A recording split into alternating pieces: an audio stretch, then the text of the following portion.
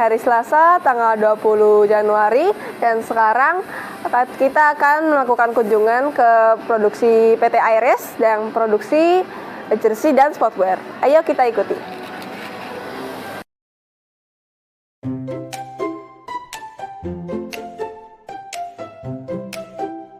Semuanya, saya Tessa dan sekarang saya akan mewawancarai seorang owner dari perusahaan Aires Apparel yang memproduksi jersey dan sportwear. Sekarang kita panggil saja Om Arya biar lebih terasa akrab. Dan Om Arya ini dimulai dari pertanyaan pertama ya. Masalah utama yang kira-kira apa masalah utama yang ingin diselesaikan perusahaan ini ketika pertama kali berdiri?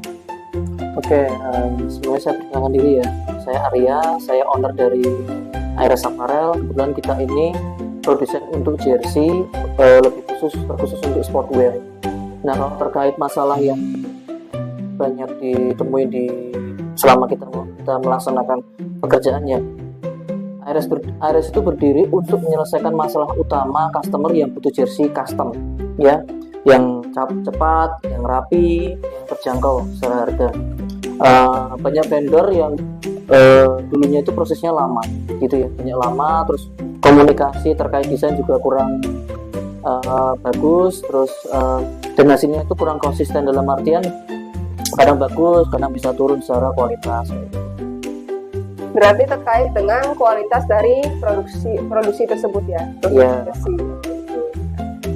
Lalu ada inovasi apa yang paling berdampak besar terhadap efisiensi kerja perusahaan? Inovasi terbesar kami adalah sistem produksi, ya, satu hari jadi dengan alur kerja yang dipisah per bagian, mulai dari admin order, desain, printing, cutting, sewing atau jahit, QC sampai packing. Kami juga pakai SOP dan checklist kerja harian supaya antrian tidak menumpuk dan progres bisa dipantau. Ini membuat proses lebih cepat dan mengurangi revisi atau salah produksi. Begitu ya, berarti lebih efisien dengan inovasi tersebut. Ya. Terima kasih. Lalu risiko terbesar apa yang dihadapi oleh perusahaan PT Aires dalam menjalankan usahanya saat ini? Risiko terbesar ya. Risiko terbesar itu lonjakan order biasanya yang membuat antrian produksi menurun. Maksud saya menumpuk dan keterlambatan pengiriman. Resiko lain adalah kualitas tidak konsisten jika SDM baru belum standar, serta persaingan harga dari kompetitor yang bermain diskon. Seperti itu, karena itu kami jaga SOP, QC, dan komunikasi ke customer supaya ekspektasinya jelas. Gitu ya. Itu sangat sedikit menyulitkan dari owner sendiri ya. Resiko kita. Ya. Kemudian bagaimana perusahaan menyeimbangkan target keuntungan dengan kesejahteraan karyawan? Oke, terkait menyeimbangkan target keuntungan dengan kesejahteraan karyawan ya. Kami menyeimbangkan dengan sistem kerja yang jelas dan target yang realistis. Kami buat pembagian job desk per divisi, target produksi harian dan evaluasi rutin. Karyawan kami juga jaga dengan jam kerja terukur, bonus saat target tercapai, dan lingkungan kerja yang aman. Berarti tetap menjaga kesejahteraan dari karyawan itu sendiri dengan keefisienan dari kerjanya juga. Ya, karena kalau semuanya kerja itu rapi, semoga keseimbangan itu bisa terwujud. Begitu, apa dampak negatif yang secara jujur diakui perusahaan terhadap lingkungan atau masyarakat? Oke, dampak negatif yang jujur kami akui adalah munculnya limbah produksi seperti sisa kain, plastik packing, dan penggunaan listrik mesin produksi. Kami berusaha mengurangi dengan pemakaian bahan lebih efisien, pemilahan sisa kain, dan pengaturan produksi supaya tidak boros. Untuk masyarakat, kami juga membuka lapangan kerja dan membantu kebutuhan jersey komunitas lokal. Seperti itu, ya. Kalau kira-kira kalau ada sisa dari bahan kain tersebut digunakan untuk apa? Oke. Biasanya kalau ada sisa dari bahan kain itu kita kumpulkan. Itu namanya kain perca. Dan itu kita sortir ya. Ada yang kain warna putih, ada yang kain warna di luar putih. Nah, itu biasanya sudah ada pengepul yang akan mengambil, dan itu biasanya akan digunakan lagi, tidak dibuang, tapi digunakan lagi biasanya untuk bikin boneka, untuk bikin bantal seperti itu. Jadi masih bisa digunakan, masih ada nilainya. Berarti masih bisa bermanfaat bagi sektor kita. Betul sekali. PT Iris ini sudah berdiri sejak tahun berapa ya? Kalau produksi kita ini sudah berjalan, ini sekarang jalan ke tahun keempat. Oh, gitu. Berarti sangat lama ya, gitu Ya, sudah lama. Selain itu, dari mana saja PT Iris melayani begitu? Misalnya ada orderan besar gitu? Oke, kalau terkait demografi atau segmentasi pasar, Iris ini dapat orderan itu dari, bisa dikatakan hampir seluruh Indonesia. Jadi dari Papua sampai dengan Aceh itu kita sudah pernah mengerjakan semua, dan Iris juga ekspor ke beberapa negara di ASEAN seperti di Singapura, di Brunei, di Malaysia. Untuk distribusinya sendiri dan pengiriman itu seperti apa? Kalau pengiriman, kalau customer lokal di daerah Jogja sendiri biasanya sih bisa lewat GoSend ataupun mereka datang ke kantor kami. Kalau terkait untuk di luar kota ataupun mungkin di luar negeri, biasanya kita pengiriman pakai ekspedisi lokal. Terus begitu teman-teman, jawaban dari wawancara kali ini yang sangat menginspirasi kita jadi sebagai perusahaan yang dibangun sendiri begitu ya teman-teman. Mungkin sekian, terima kasih Om Arya. Sama. Sip. Kembali lagi dengan saya Tessa, dan sekarang saya akan mewawancarai dan mengikuti yang namanya Mbak Intan. Perkenalkan, nama saya Intan. Saya bekerja di Iris Apparel sebagai admin produksi. Ya, halo Mbak Intan. Ya, dan sekarang kita akan mengikuti Mbak Intan untuk produksi, mulai dari orderan masuk sampai baju, jersey, dan sportswear itu bisa dipakai teman-teman. Ayo ikut.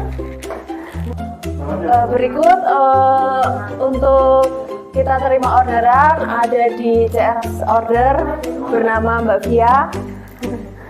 Mbak Via ini akan membantu kita dalam menerima orderan baik online maupun offline.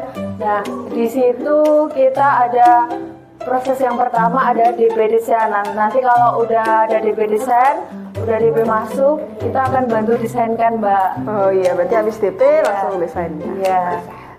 Itu kalau DP desain udah masuk, kita desainkan, lalu desain udah fix, kita bantu ke proses selanjutnya untuk DP produksi. Kira-kira ada revisi begitu nggak ya, Mbak? Oh, kalau revisi kita bisa di maksimal 3 kali revisi ya itu, Mbak. Oke, siap. Kita lanjut ke tahap selanjutnya ya, teman-teman.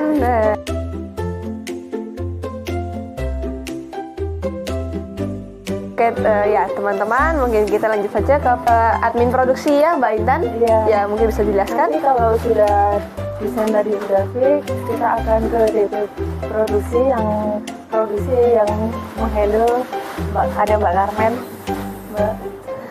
Nah, nanti untuk Mbak Carmen ada tugasnya buat penjadwalan dan akan membantu kita sampai jersey itu diterima oleh konsumen. Gitu, ya. Oke, ya lanjut ke tahap selanjutnya.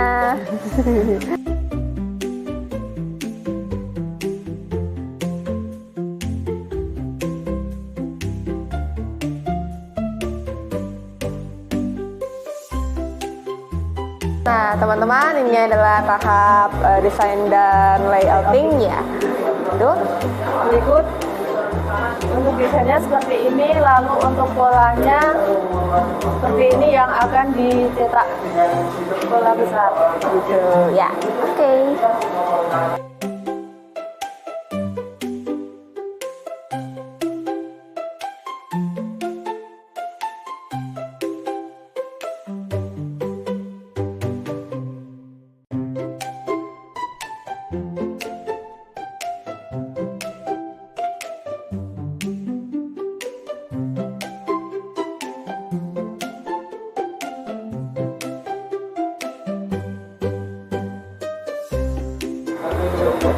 Ya, kita langsung aja ke tahap proofing ya, Mbak.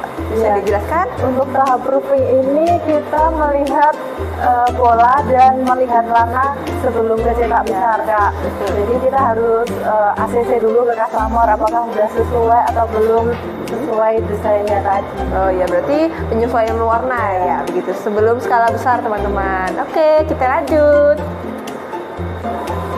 Oke, kita lanjut lagi ke tahap selanjutnya ya, Mbak. Ya, Tahap apa? untuk tahap selanjutnya setelah proofing kita akan mencetak pola besar. Nah, seperti ini untuk proses printingnya.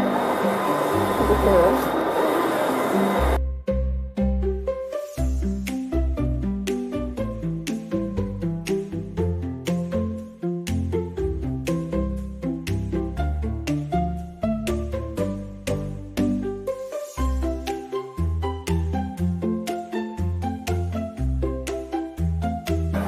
Nah, teman-teman, ini adalah proses sublim ya, Mbak, pengepresan ya. Oke, seperti ini. Bagaimana caranya ya, Mbak ya? Nah, setelah cetak besar tadi kita ada proses sublim, yaitu menembakkan kain dengan kertas tadi, Mbak. Oh, Jadi begitu. hasilnya lebih Ya, oke. Ya, sangat detail ya, teman-teman. Oke, kita lanjut. hasilnya. Hasilnya.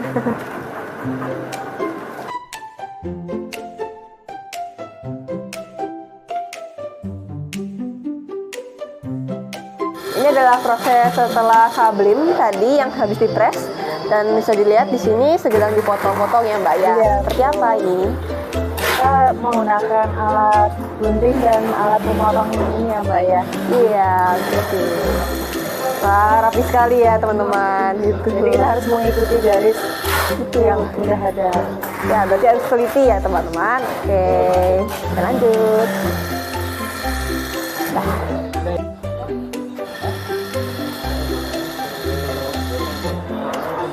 Oke, teman-teman, bisa dilihat ini adalah proses penjahitan setelah tadi sudah digunting dan sudah dipotong ya, teman-teman, secara rapi, dan ini sedang dijahit. Ya, begitu, teman-teman. Tuh. Tergantung kita kuantitinya. Oh. Oke, teman-teman, ini adalah proses finishing ya. Ini penambahan Aksesoris pada baju. Nah, ini biasanya ada size dan authentic. Nah, untuk Aires sendiri wajib menggunakan aksesoris Aires, tapi untuk reseller itu kita pakai yang polos gitu, jadi sesuai requestan customer gitu tersebut. ya. Ini prosesnya, teman-teman.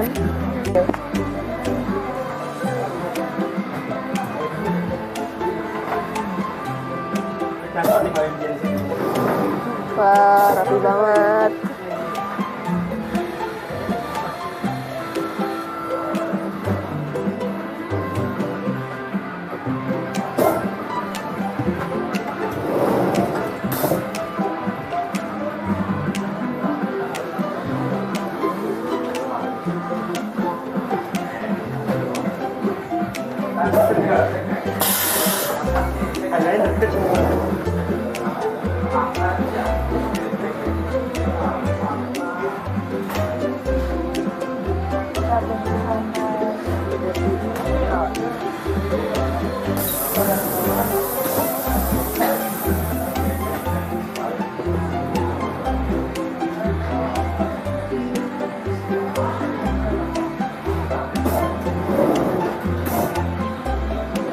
Jadi,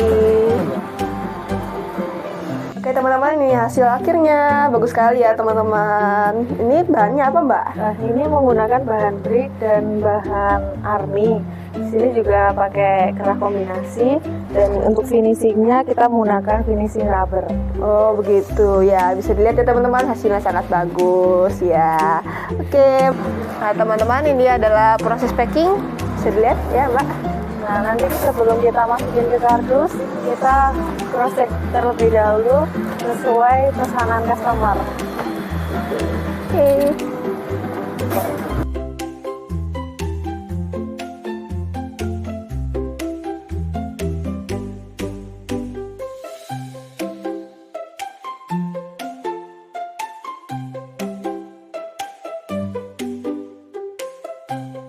Nah, setelah kita lewati proses prosedur yang sudah kita lalui tadi, nah untuk tahap terakhir adalah proses kita mengirimkan ke customer menggunakan kurir atau ekspedisi yang sudah bekerja sama dengan kami. Itu, oke. Cukup sekian perjalanan kita dari produksi awal tadi ya, dari awal orderan masuk, terus kita pada akhirnya kita packing dan kita kirimkan ke customer kita. Oke. Semoga hasilnya memuaskan dengan proses tersebut dan semoga order lagi. Asik, oke, makasih.